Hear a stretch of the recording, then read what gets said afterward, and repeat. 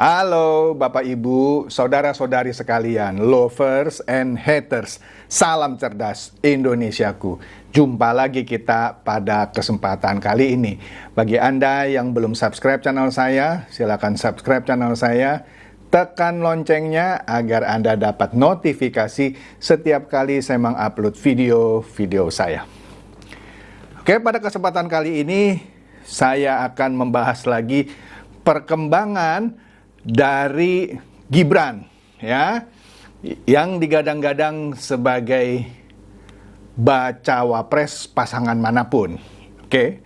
Nah, menariknya baru-baru ini tiba-tiba pasangan Prabowo Gibran dideklarasikan. Iya, benar, ada beritanya. Nah, kita lihat dulu nih ya. Apa ini tandanya? Walaupun belum dideklarasikan secara nasional, ya, masih lokal gitu ya. Nanti kita lihat deh, apa yang menarik di balik deklarasi ini, yaitu Prabowo Gibran. Kenapa tidak ada deklarasi Ganjar Gibran? Ini menarik ya. Nah, kita lihat di sini nanti ya. Ini sinyal apa gitu? Nah, ini contohnya baliho yang dipasang oleh para relawan ya, Gibran. Di sini terlihat dari masyarakat NTT ya, mendukung Pak Prabowo sebagai calon presiden dan Gibran Rakabuming Raka sebagai calon wakil presiden.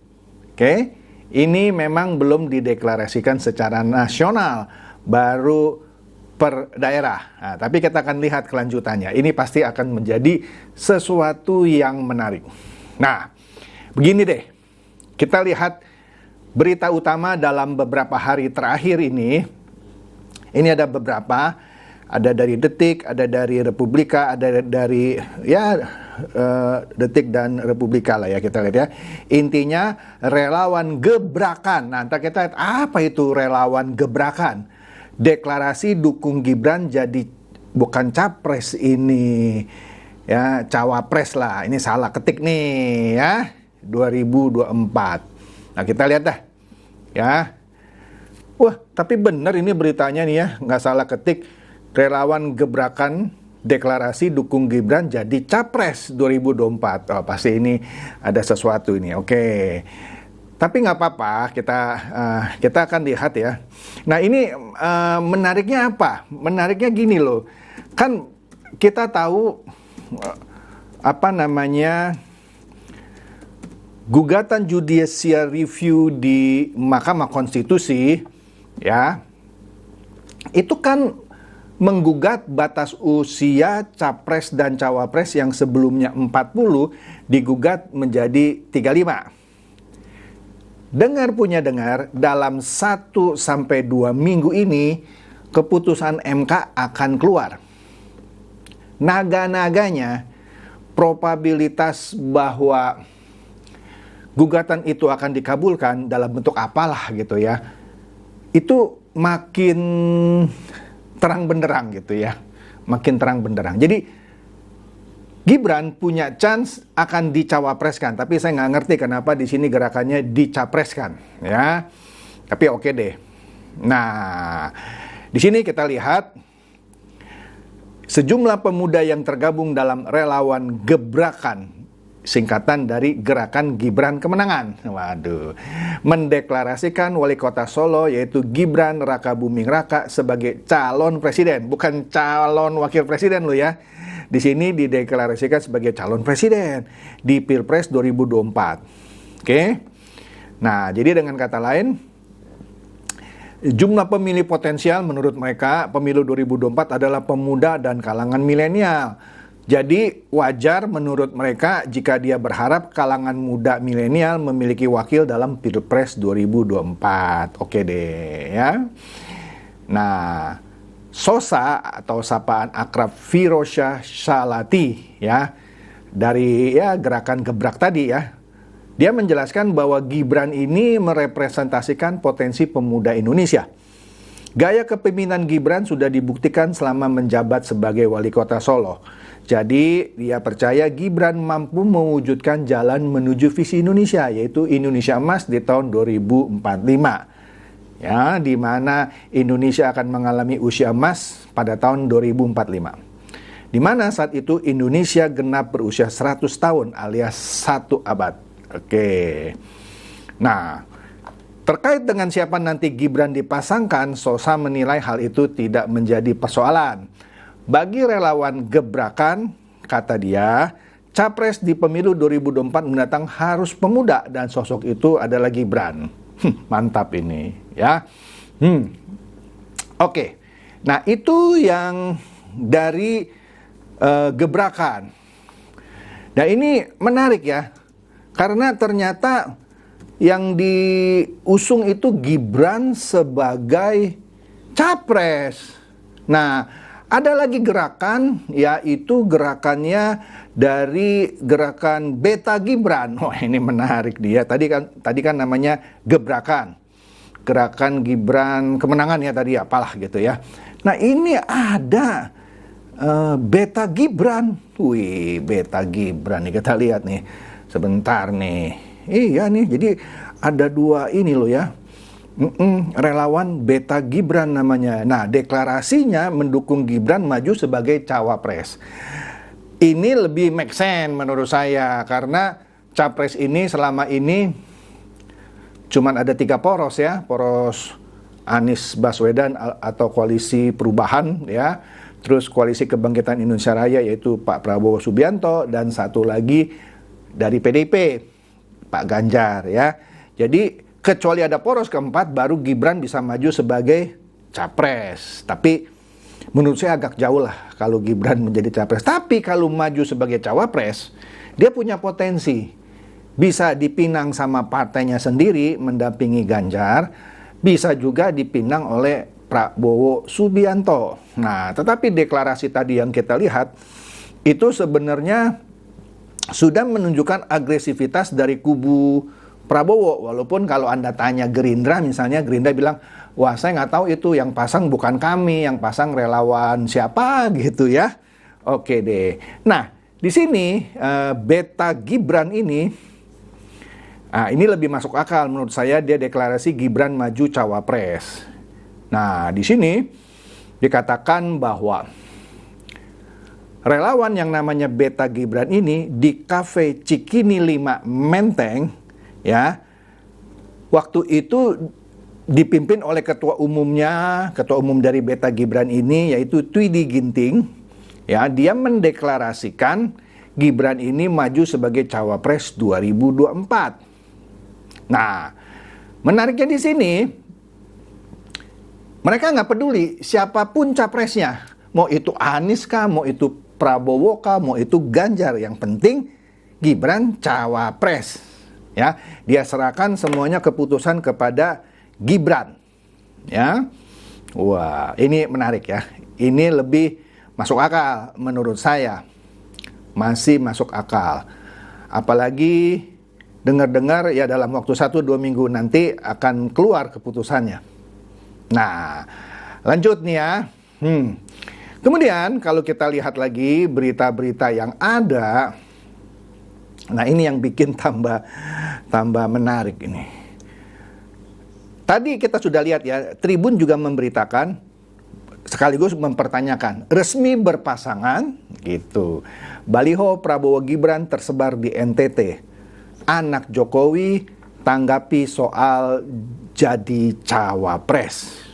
Nah, kalau Anda baca beritanya, berbeda dengan ketika Gibran ditanya kalau dia dipasangkan dengan Pak Ganjar, dia bilang jangan deh, nanti kalah gitu. Tapi ketika dia ditanya mengenai baliho Prabowo Gibran ini, Gibran tercenderung untuk tidak menjawab. Jadi beda nih ya. Jadi kalau dia ditanya, apakah Anda mau berpasangan dengan Pak Ganjar, dipasang sebagai cawapres? Dia bilang jangan deh ya. Nanti kalah gitu kan, saya nih belum apa-apa, kira-kira begitu. Tapi berkaitan dengan baliho Prabowo Prabowo Jokowi, Prabowo Gibran yang tersebar di NTT ini, tanggapannya Gibran agak beda. Di sini Gibran bilangnya dia tidak berkomentar lah istilahnya. Beda ya, beda. Intinya saya nggak tahu juga kenapa dia tidak mau berkomentar. Sedangkan kalau ditanya ketika mau dipasangkan dengan Ganjar, dia bilang jangan deh, nanti kalah. Nah, di sini, ntar kita lihat ya, bagaimana reaksi dari PDIP tentang Gibran ini sebagai cawapres, ya, sebagai cawapres. Kalau kita lihat di sini ya, sebelum itu ada berita sebulan yang lalu deh.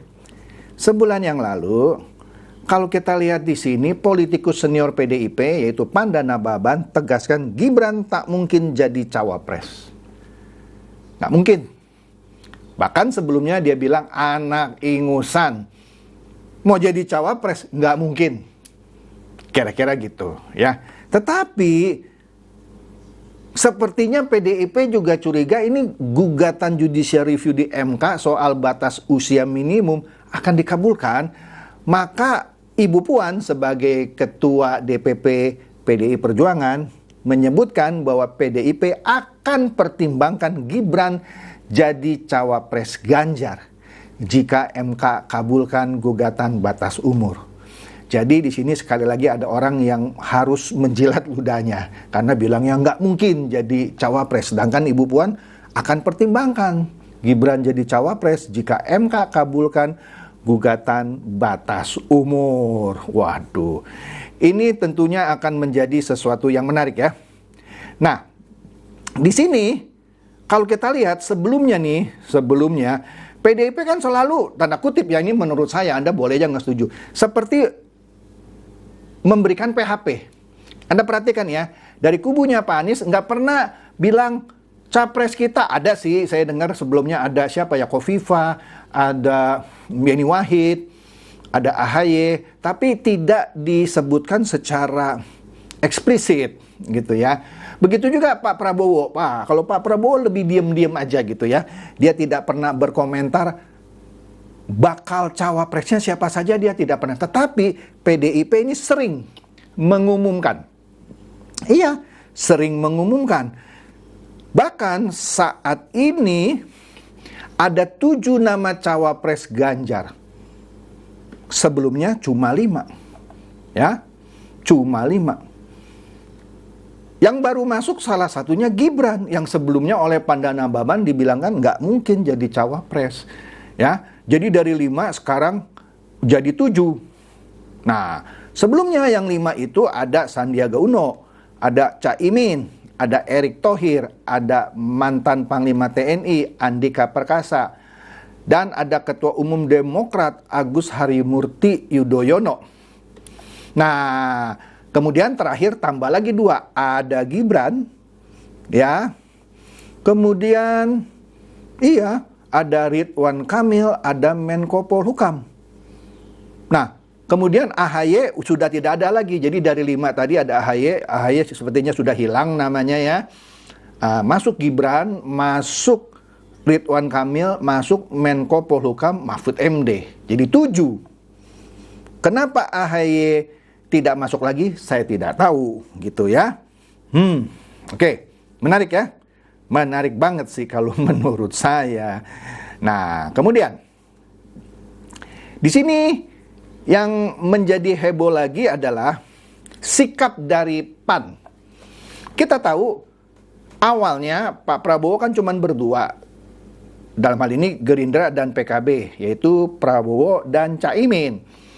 Di awal seakan-akan kalau Pak Prabowo jadi capresnya, Caimin jadi cawapres. Tapi dengan bergabungnya Golkar, bergabungnya PAN, situasi jadi tidak menentu. Bahkan ada tanda kutip berita, walaupun ini setengah resmi, PKB bilang kalau Caimin tidak jadi cawapresnya Prabowo, maka PKB akan keluar. Gitu ya. PAN juga awalnya bilang kalau Erick Thohir tidak jadi cawapresnya Prabowo, begitu kira-kira. Golkar juga sama. Kalau Erlangga Hartarto tidak jadi cawapresnya Prabowo, nah jadi kan kacau tuh ya.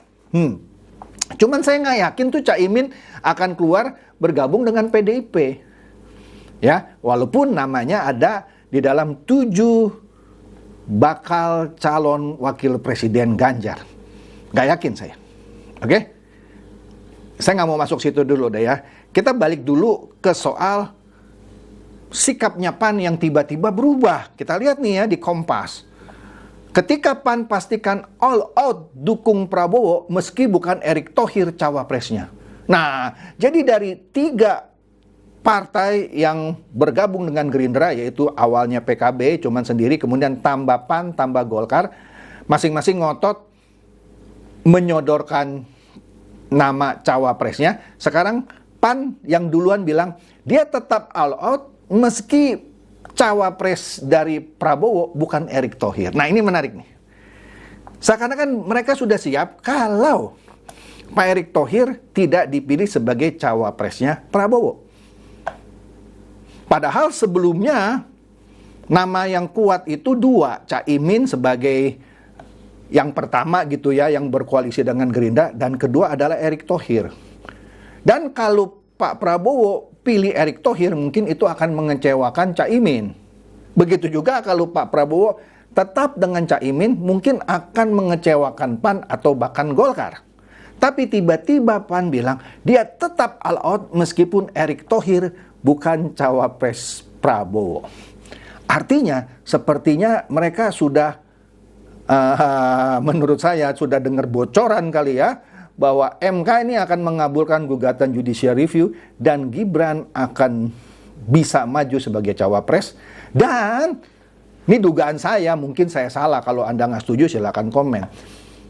PAN sudah merelakan kalau benar MK mengabulkan batas minimum itu, usia dalam hal ini, dan Gibran muncul sebagai cawapres, dia rela kalau Pak Prabowo tidak memilih Erick Thohir.